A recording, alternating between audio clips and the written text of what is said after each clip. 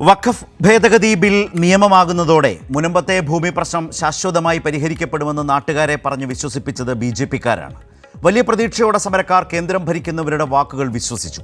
വഖഫ് നിയമം പാർലമെന്റിൽ അവതരിപ്പിച്ച കിരൺ റിജിജു തന്നെ മുനമ്പത്ത് വന്ന് ആ സത്യം വിളിച്ചു പറഞ്ഞു. പുതിയ വഖഫ് നിയമം കൊണ്ട് മുനമ്പം നിവാസികൾക്ക് ഭൂമി ലഭിക്കില്ല. മുനമ്പം നിവാസികൾ സുപ്രീം കോടതിയിൽ നിയമ പോരാട്ടം നടത്തണം.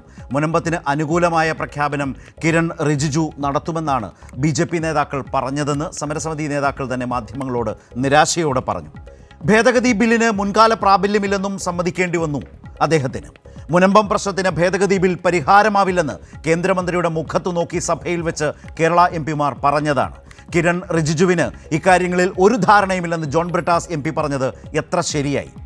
തൃശ്ശൂരിൽ നിന്നും ജയിച്ച് കേന്ദ്ര സഹമന്ത്രിയായ സുരേഷ് ഗോപിയുടെ പ്രകടനമൊക്കെ പ്രഹസനമായി.